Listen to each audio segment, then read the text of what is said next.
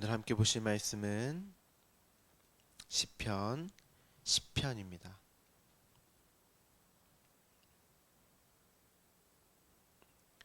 시편 1절부터 2절 두 절만 우리 함께 보도록 하겠습니다. 시편 1절부터 2절 함께 봉독하죠. 여호와여 어찌하여 멀리 서시며 어찌하여 환난 때에 숨으시나이까. 악한 자가 교만하여 가련한 자를 심히 압박하오니 그들이 자기가 베푼 꾀에 빠지게 하소서. 아멘. 오늘 함께 보실 말씀은 시편입니다. 앞서 우리가 시편 9편에서 말씀드렸듯이 시편 10편은 9편과 하나로 묶여 있는 9편으로 이어지는 시입니다. 그래서 시편 또한 뭇 라벤 아들의 죽음을 노래하는 시로 보셔야 하는 시죠. 시편 9편은 시편 9편의 마지막에 다윗의 어떤 고백으로 시가 끝나죠? 자기 자신으로 사는 인생일 뿐인 줄 알게 하소서. 그것이 두려움이며 하나님이 아닌 한낱 사람의 지나지 않음을 나 자신 스스로 보게 하여 주소서. 이렇게 자신이 하나님이 아닌 피조물로서 하나님의 긍휼과 사랑이 필요한 자이며 그 생명이 아니면 존재도 아닌 살 수도 없는 예수 그리스도의 십자가의 필연성을 깨닫게 되는 그러한 자인식을 가진 고백으로 우리가 마무리를 지었습니다. 그 고백, 그 자인식을 제가 뭐라고 말씀을 드렸죠? 용서라고 말씀을 드렸습니다. 그렇게 하나님의 용서가 자신에게 부어졌다는 사실이 도저히 자신으로서는 납득이 되지 않고 용납이 되지 않았단 말이죠. 다윗 자신이 그렇게 자신만만했고 떳떳했는데 죄가 무엇인지를 깨닫게 되고 자신이 하나님에게 어떤 원수였고 대적자였는지를 알고 나니 오히려 자신은 구원에 합당한 어떤 자격과 조건이 없는 죽은 흙이고 먼지며 티끌과 같은 죄인 중에 괴수였단 말이죠. 그런 자신에게 하나님의 사랑이 가입되더니 은혜로 믿음을 선물 받아 모든 인생과 삶이 사실은 하나님의 주도 아래에 있었던 믿음의 삶이라는 사실을 깨닫게 되고 없음이며 티끌인 자신에게 당신의 아들 예수 그리스도의 십자가의 사랑으로 구원이 주어졌기에 이제는 자신이 자신을 스스로 바라볼 때 더 이상 정죄의 대상으로 원수나 대적이 아닌 하나님의 은혜의 열매로 자기 자신을 그러한 열매로 산물로 볼 수 있게 되었단 말이죠. 그렇게 자신을 올바로 볼 수 있는 것을 원수를 용서한다, 이웃을 사랑한다라고 말을 하는 것입니다. 그래서 예수님께서도 원수를 사랑해야지, 용서해야지, 이웃을 사랑해야지 이런 말씀을 하셨던 거예요. 단순히 우리가 어떤 삶을 살다가 정말 어떤 피치 못할 상황과 사건, 환경들로 주어지는 내 밖에 어떤 다른 대상을 1차적으로 말하는 그런 것이 아닙니다.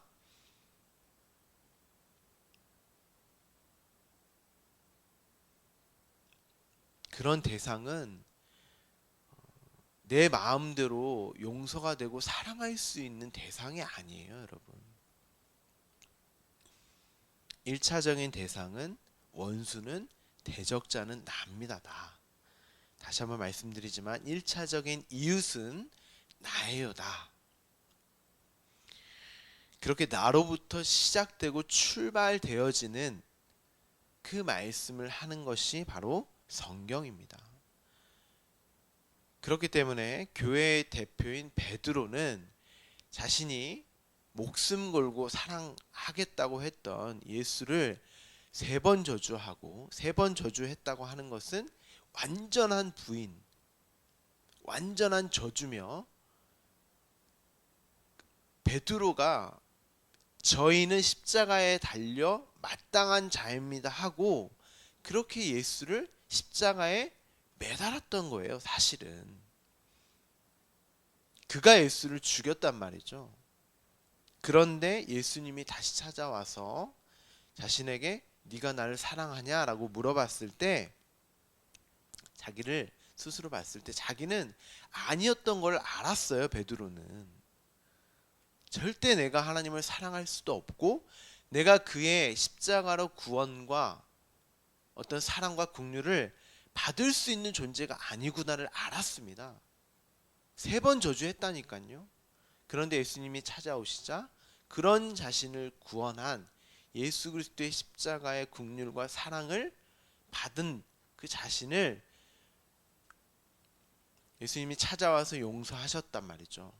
그렇기 때문에 예수님이 3번 물어보시잖아요. 네가 나를 사랑하느냐라고 물어봤을 때 당신이 내가 사랑하는 줄 당신이 아십니다 라고 그 사랑의 주체를 자기가 아닌 예수님께 이양한단 말입니다. 그렇게 자기 자신을 보지 않은 거예요. 당신이 아십니다라고 예수 그리스도로 자신을 용서했단 말이에요. 베드로는 그렇게 아유 주님, 저는 당신을 이렇게 3번 부인할 수밖에 없는 자예요. 저는 그런 자예요. 요만큼의 어떤 구원과 사랑과 긍휼을 받을 수 있는 자격과 욕구가 전혀 없는 자입니다. 나는 나 스스로를 절대 용서할 수 없고 나는 나 스스로를 절대 하나님 앞에 어떤 것도 내어놓을 수 없는 자입니다. 하지만 이러한 자를 당신이 십자가에 달려 죽으심으로 사랑하셨기에 그런 나로 당신께 나아갑니다 하고 자기 자신을 용서했던 거예요. 반면 가룟 유다는 어땠습니까, 여러분? 못 견뎠습니다. 자기 자신을 용서할 수가 없었던 거예요. 내가 예수를 팔았어? 그래서 어떻게 했나요? 목매달아 죽었습니다. 자기 자신을 용서할 수 없기 때문에. 성경에서 말하는 용서, 원수에 대한 용서, 이웃에 대한 사랑은 납니다. 나. 베드로가 예수 그리스도의 십자가로 자기 자신을 올바르게 인식하고 바라보는. 그런데 많은 분들이 그렇게 나아가지 못하고 가론 유다적 그런 반성이나 그런 뉘우침 정도로 자기 자신을 결코 십자가의 사랑으로 보지 못하는 분들이 너무나도 많아요. 그러다 보니 과거의 어떤 일들, 어떤 미래에 대한 어떤 두려움, 불안함, 과거의 상처들, 아픔들, 여기에 매여 있는 분들이 너무나도 많습니다. 자기 자신을 예수 그리스도의 그 사랑, 그 십자가의 긍휼과 은혜로 바라보지 못하는 거예요. 가론 유다적 어떤 그런 뉘우침과 반성으로 교회의 반복적이며 습관적인 어떤 그런 모습으로 나오신 분들이 너무나 많습니다. 성경은 그것을 죄라고 해요. 죄. 그래서 제가 반복적으로 제가 말씀을 드리는 것입니다. 다윗도 그랬단 말이죠.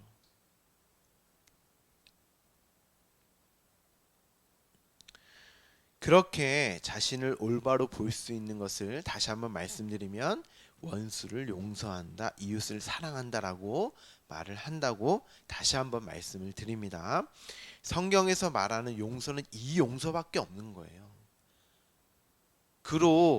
내 마음이 나는 도저히 용서받을 수 없는 죄인 중에 괴수가 맞지하고 자인식이 되었을 때, 그런 나에게도 하나님이 사랑과 긍휼이 부어졌다면 내 밖에 어떤 다른 대상도, 내가 죄인 중에 괴수인데 다른 대상을 어떻게 내가 볼 수 있겠습니까? 보여지겠습니까?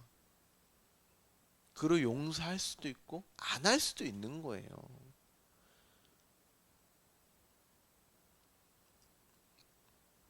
함부로 나는 누굴 용서했는데 너는 왜 다른 너에게 상처 준 사람 용서 안 하니? 이런 말씀 하시면 안 됩니다.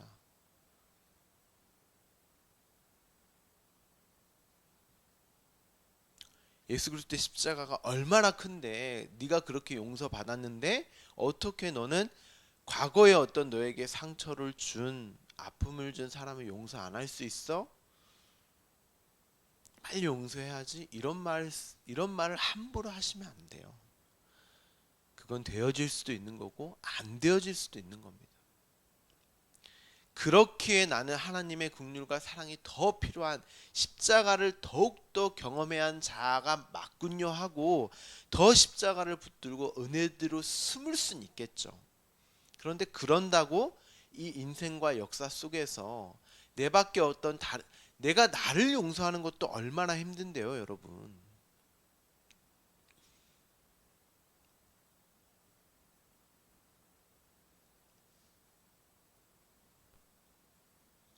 그래서 함부로 말씀으로 정죄하거나 판단하면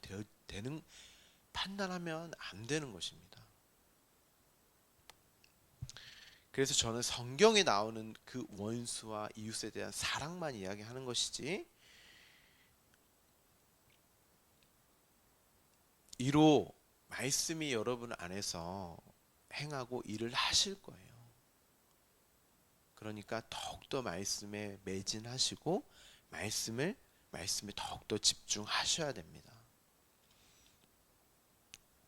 여러분이 진짜 지금 주어진 현실을, 그 은혜 받은 자, 십자가로 구원받은 하나님의 아들로 나 자신을 보고 있느냐는 거예요. 성경이 묻고 있는 것은. 그렇게 자신을 바라볼 때 하나님께 우리가 할 수 있는 기도가 무엇이겠습니까, 여러분? 우리가 육신을 입고 살면서 나로 살 수밖에 없는 내가 하나님께 무엇을 기도하겠습니까?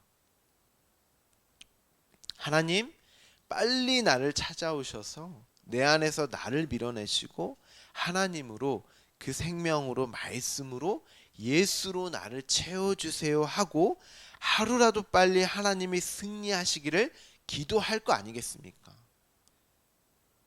정말 말씀이 무엇인지를 안다면 무슨 기도를 하겠냐고요, 우리가.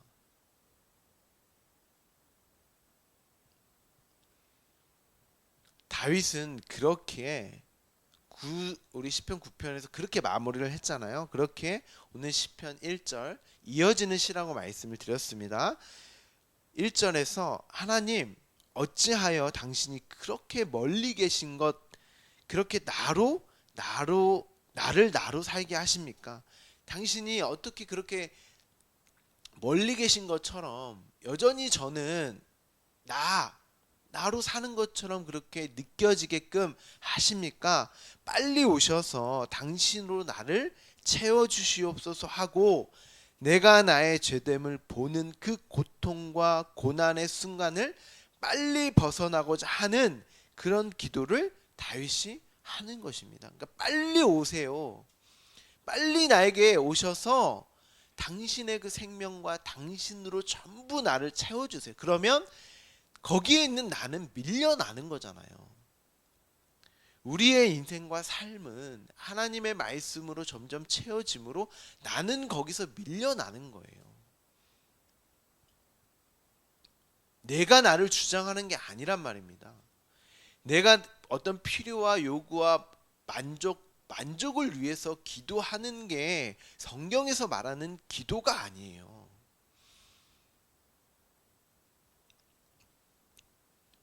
다윗은 자신이 가지고 있는 해결할 수 없는 어떤 문제 때문에 빨리 오셔서 어떤 해결을 촉구하는 기도를 하는 것이 아닙니다. 9장 마지막에 나로 사는 그 두려움, 그 고통과 고난, 역경의 순간에 하나님을 찾고 부르짖는 기도를 하고 있는 거예요. 빨리 오셔서 자신을 완전히 장악하셔서 하나님으로만 사는 그 영원한 생명, 영생으로 살기를 간절히 원하는 기도를 하고 있는 것입니다. 2절에서 악한 자는 당연히 다윗 자신입니다. 원수요 대적자는 나입니다. 다윗 자신이었고 저와 여러분이란 말이죠. 그 악한 자가 교만하였다 이렇게 말을 하죠. 이렇게 교만이라고 번역을 했는데 이 단어의 뜻은 올라가다, 자라다, 증가하다 이런 뜻입니다. 반면 그 다음에 나오는 가련한 자라는 뜻은 자기를 낮추다, 겸손하다 이런 뜻이 있습니다. 그러니까 대조적인 단어죠. 여러분이 성경을 읽으셨다면 이 단어들 그리고 이 문장이 뜻하는 바를 바로 알 수 있으실 텐데요. 우리가 신약을 지금 읽고 있잖아요. 거기서 예수님이 이 단어를 가져다가 말씀을 하신단 말이죠. 그러니까 여러분이 성경을 읽으실 때 국어 사전의 어떤 개념, 어떤 내가 정의한 개념, 내가 경험했던 어떤 그런 걸로 성경을 보시면 안 돼요. 성경은 성경으로 성경에 나온 단어와 문장과 문맥과 의도와 어떤 앞뒤에 어떤 그런 것들을 파악하셔서 성경으로 성경을 읽으셔야 합니다. 예수님이 하신 말씀은 대부분이 구약의 말씀을 인용하시고 가져오셔서 말씀을 하신단 말이죠. 새벽 예배는 여러분이 더욱 성경에 대해서 알기를 원하시기에 말씀을 들으시는 분들이잖아요. 그래서 좀 더 깊고 자세하게 제가 알려드리도록 하겠습니다. 일반적으로 구약에서 사용된 이 교만이라는 단어는 신약에서 휘브리스라는 단어를 그런 의미로 많이 이렇게 사용이 되는데요. 헬라어입니다. 휘브리스는.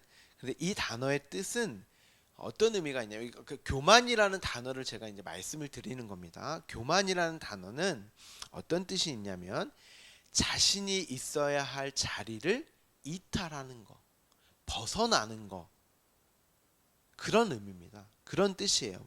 그러니까 본래 피조물인 우리가 어떤 자리에 있어야 하죠? 피조물의 자리가 어떤 자리예요? 피조물의 자리죠. 그렇죠? 하나님은 하나님의 자리에 계셔야 하고 피조물은 피조물의 자리에 있어야 한단 말이죠. 그 관계를 뭐라고 설명드렸어요? 의라고 말씀을 드렸잖아요. 그렇죠?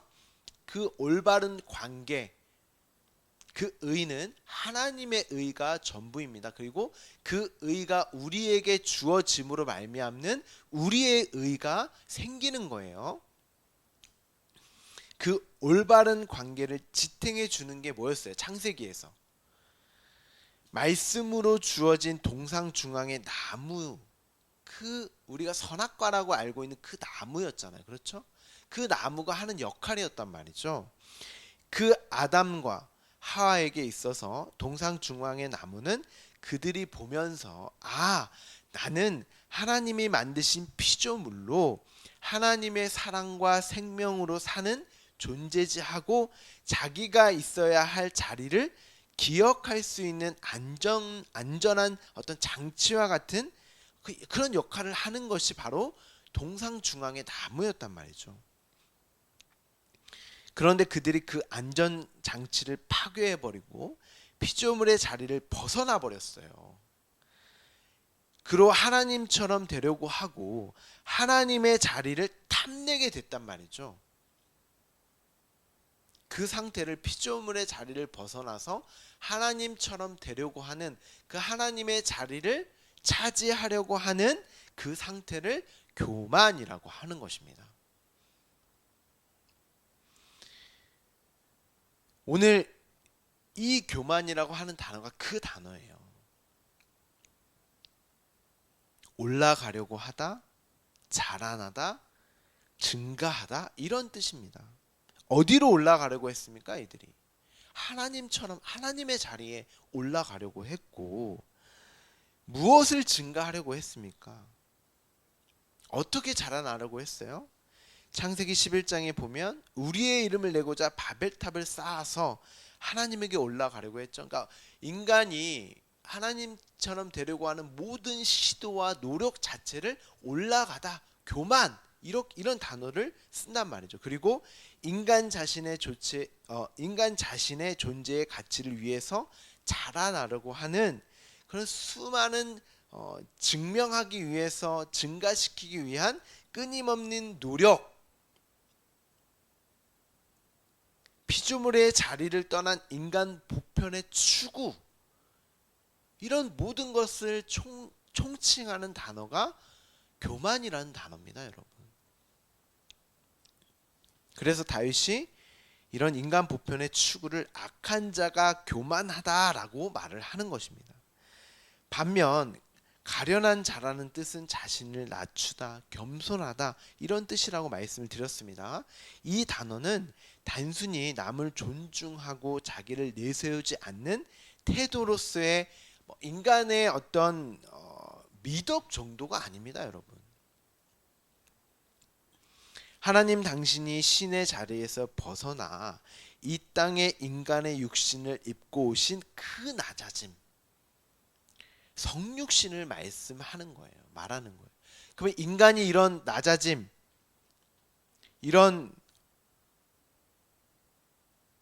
겸손, 이런 거 할 수 있어요, 인간이? 인간은 할 수 없는 거예요, 여러분. 그러니까 뭐 성경에서 말하는 겸손해야지, 낮아져야지, 이런 걸 우리에게 요구하지 않는다니까요.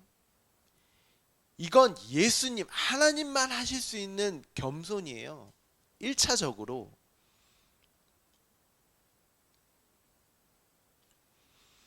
이것은 이 땅의 어떤 것과도 비교할 수 없는 사건입니다. 예로 들기도 참 그렇지만 여러분의 이해를 위해서 제가 예를 들자면, 여러분이 지나가는 지렁이가 너무 사랑스러워서 그 지렁이를 아들로 삼고자 그 지렁이가 되실 수 있으세요? 그런데 그것과도 비교할 수 없는 것이 하나님이 육신을 입고 이 땅에 오신 거예요. 우리가 되신 거란 말이죠. 그런데 그가 우리가 되셔서, 내가 되어서 나의 죄를 모두 가져가 버리시더니 십자가에서 내가 되어서 죽으셨단 말이죠. 그것을 우리가 믿는다는 게 여러분 기적 아니겠습니까? 그건 말이 안 되는 거예요.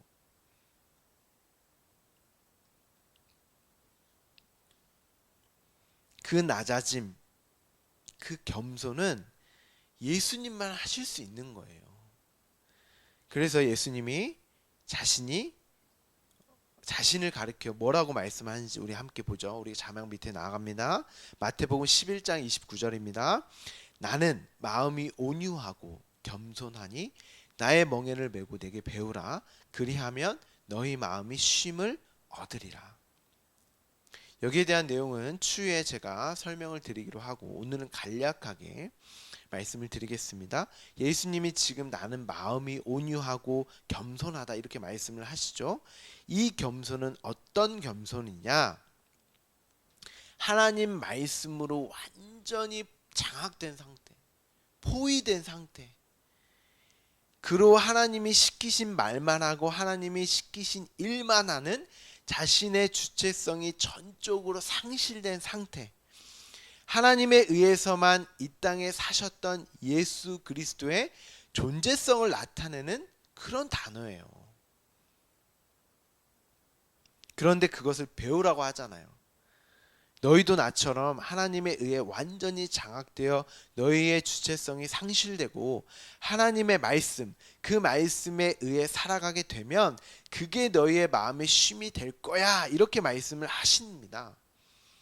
그런데 예수님이 이렇게 말씀을 하셨는데 누가 이 말씀을 듣고 그렇구나, 내 삶은 하나님이 전적으로 인도하시는 그 분의 계획과 뜻에 의해 아들로 완성된 그 목적지를 향해서 살아가야 되는 거야 하고 수긍을 하고 받아들이는 예수의 말씀, 예수님의 그 배움을 배운 사람이 있습니까? 단 한 사람이라도 없었습니다. 오히려 그 예수를 저주하고 죽였습니다.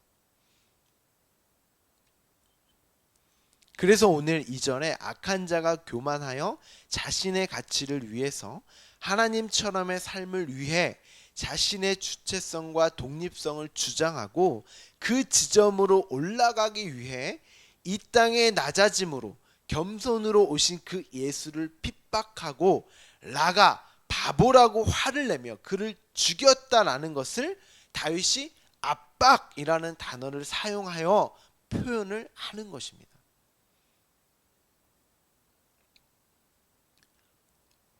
이 단어는 단순히 우리가 압박이라고 이게 번역을 했는데 압박 정도가 아니에요. 노하다, 핍박하다 이런 뜻입니다.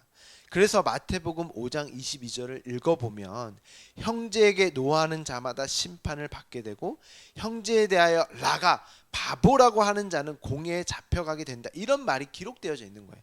한번 같이 가보죠. 마태복음 5장 22절 함께 보도록 하겠습니다. 나는 너에게 이르노니 형제에게 노하는 자마다 심판을 받게 되고 형제에 대하여 라가라고 하는 자는 공회에 잡혀가게 되고 미련한 놈이라 하는 자는 지옥불에 들어가게 되리라. 여러분 이 말씀이 복음서를 읽으면서 이해가 되셨어요? 형제에게 조금 화냈다고 해서 심판을 받으면 돼요? 우리의 기준과 우리의 상식으로 라가 이게 바보라고 했다라고 하는 말이거든요. 바보라고 조금 했다고 공회에 잡혀가서 그렇게 남들에게 심판받을 정도입니까? 그럼 여러분 마음속으로 누구에게 조금이라도 화내지 않으신 분 계세요? 아유 저 미련한 놈 바보 같은 놈 이렇게 말씀 안 하시는 분들 있습니까? 생각 안 하시는 분들 있으세요? 그런데 지옥불에 들어가게 된다라고 지금 말을 하잖아요. 여기에 너에게 이르노니 형제에게 노하는 자만, 이 형제가 누구겠습니까 여러분? 누구겠어요? 이 형제가 바로 예수 그리스도예요. 그런데 모든 인류가 힘을 합하여서 온 힘을 합하여서 모두 짜고 도모하여 예수에게 노했고 라가라고 했고 미련한 놈이라고 하며 우리를 형제여 벗으로 삼으러 온 이 땅에 육신을 입고 온 하나님을 죽여버렸다니까요. 왜 우리가 하나님의 뜻과 계획대로만 살아나야 하고 살아야 하냐고.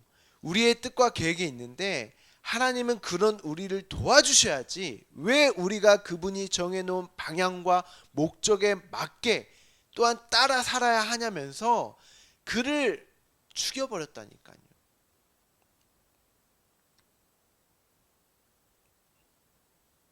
그래서 마태복음 5장 22절에 지옥불에 들어간다 이런 말이 기록되어져 있는 것입니다. 그 형제는 예수 그리스도예요. 근데 어느 누가 예수 그리스도의 그 배움을 배움으로 받아들이는 자가 있었냐 말이죠. 없었단 말이죠. 그러니까 1차적으로 우리의 힘과 능력으로 되어지지 않는 거예요. 그건. 그래서 어떻게 해요? 예수 그리스도가 십자가에 달려 죽으시고 그리스도의 영으로 우리에게 찾아 마음에 뚫고 들어오셔서 성령으로 가르쳐 주신단 말이죠.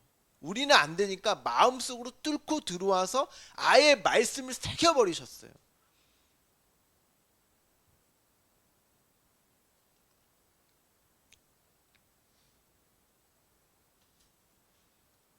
예수님이 뭐라고 말씀을 하세요? 멍에를 매라고 하잖아요. 멍에가 뭡니까 여러분?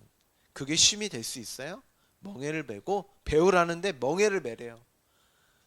근데 그게 너의 마음의 쉼이 될 수 있대요. 여러분 멍에가 뭔지 아십니까? 소가 쟁기나 수레를 끌 때 목에 두르는 것을 멍에라고 해요. 그리고 성경에서 이 단어가 어떻게 쓰이냐면 전쟁 포로나 노예들의 목에 쓰이는 굴종의 도구를 멍에 이 단어를 씁니다. 그러니까 어떻게 하시겠다는 거예요? 당신이 끌고 가시겠다는 거예요. 전적으로. 우리는 가기 싫어한다니까요. 배우기 싫어해요. 원하지 않습니다. 우리는 절대. 그러니까 하나님이 멍에를 씌워서 우리를 질질질 끌고 가시겠다는 거예요. 당신이 그렇게 언약하셨기 때문에. 그렇게 하나님께 완전히 이끌려 사는 자들이 마음의 쉼을 얻을 수 있는 것이지, 여러분 자신의 가치를 위해 살아가게 되면 절대 마음의 쉼을 얻을 수가 없습니다. 근데 다윗이 맞군요. 하나님, 저는 절대 안 되는군요. 그래서 당신이 나에게 그렇게 가르쳐 주실 수밖에 없으셨군요. 그래서 그 한 아이가 죽을 수밖에 없었군요.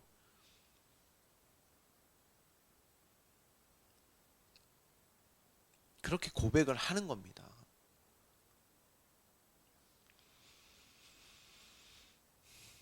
그것을 자기가 베푼 꾀에 빠지는 것이다. 자기 스스로 사는 그 삶은 자기가 베푼 꾀에 빠지는 것이다라고 다윗이 말을 하는 거예요. 여러분의 인생은 여러분 것이 아닙니다. 그렇기 때문에 자꾸 주어진 상황과 환경과 사건과 일로 자신의 마음 상태로 행복과 불행을 저울에 무게재듯 그렇게 측량해서는 안 되는 거예요. 그것이 자기가 베푼 꾀에 빠지는 것입니다. 내가 지금 이 순간에도 하나님 안에 있는 그 자녀가 맞나? 그렇게 매 순간 말씀으로 확인을 하셔야 돼요. 여러분이 하나님이 이끌어 가실 때 여러분 힘드실 거예요. 원하지 않으니까 여러 가지 상황과 환경이 하나님이 그걸 통해서 우리에게 말씀하시고 어떤 사건들, 무엇보다 말씀이 우리에게 인정되어지지 않을 때가 너무나 많잖아요.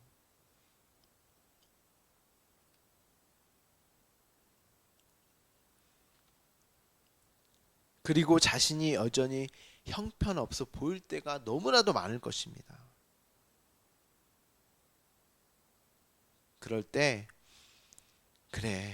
그래서 예수 그리스도가 내가 되어서 십자가에 죽으셨지 하고 자신을 하나님의 은혜의 강가에 던져버리십시오.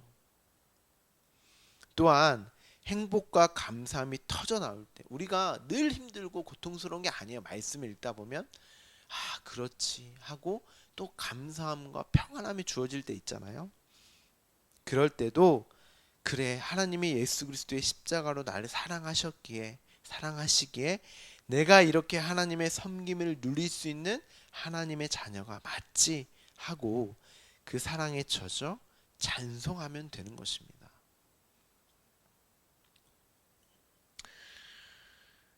우리 주말씀교회 모든 성도분들, 오늘 하루도 여전히 힘들고 고통스럽고 고난으로 감지되어지는 그런 삶, 그 하나님의 그 멍에에 매는 그렇게 이끌려가고 인도되어지는 삶을 살아가시겠지만, 오늘도 예수님 뭐라 그러세요? 그게 너의 마음의 쉼이야.